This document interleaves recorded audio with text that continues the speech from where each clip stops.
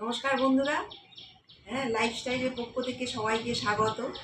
এই যে আজকে মাছ কাটতে বসে গেছি, এই মাছটা রান্না করব।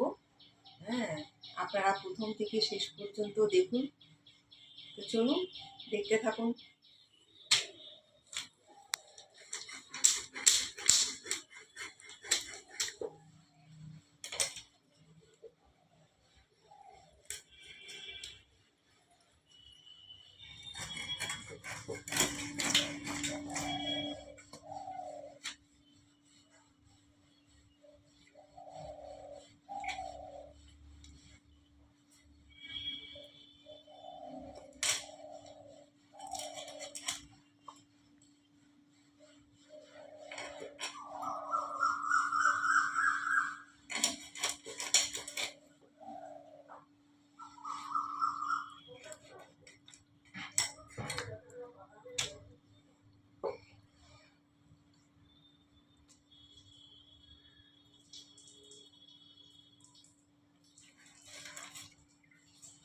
এই যে দেখুন বন্ধুরা, আমার হয়ে গেছে মাছ কাটা।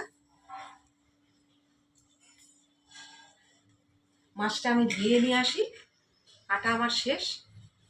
তো চলুন দেখতে থাকুন।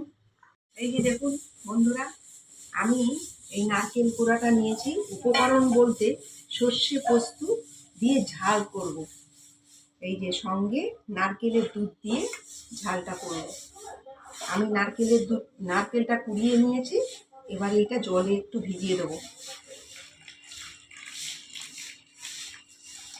এই যে আমি অল্প করে জলটা দিয়ে দিলাম, এটা ভিজতে থাকুক। এবারে আমি এটা সর্ষে পোস্তটা বেটে নেব।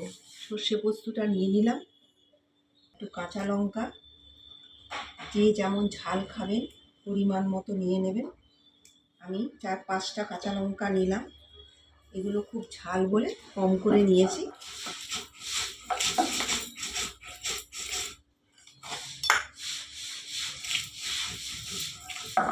এই যে দেখুন বন্ধুরা, আমার হয়ে গেছে।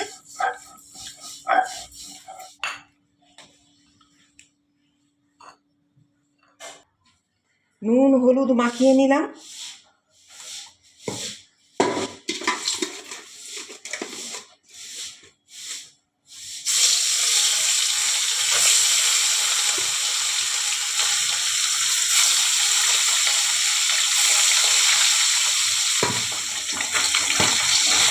মাছগুলো আমার ভাজা হয়ে গেছে, আমি নামিয়ে দিচ্ছি।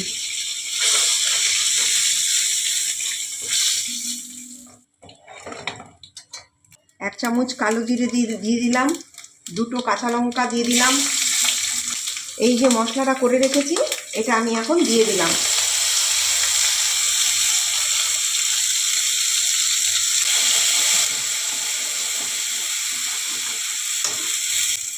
এক চামচ হলুদ গুঁড়ো দিয়ে দিলাম, পরিমাণ মতো নুনটা দিয়ে দিলাম।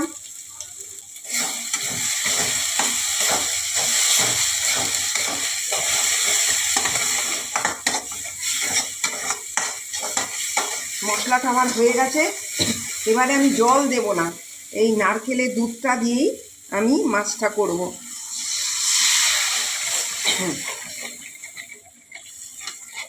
নারকেলের দুধের বাটিটা দিয়ে একটু জল দিলাম। এবারে আমি মাছগুলো ছেড়ে দেব।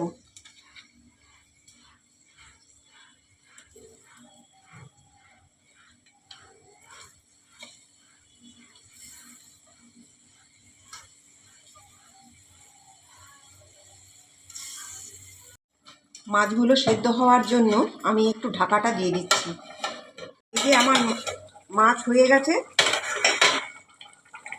এবারে নামাবার আগে আমি একটু কাঁচা সর্ষের তেল দিয়ে দেবো।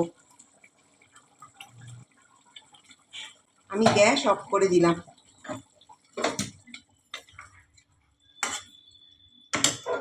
দেখুন কি সুন্দর হয়েছে।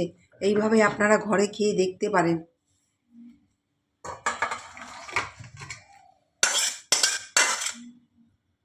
নারকেলের দুধ দিয়ে কি সুন্দর দেখুন রুই মাছের ঝোল।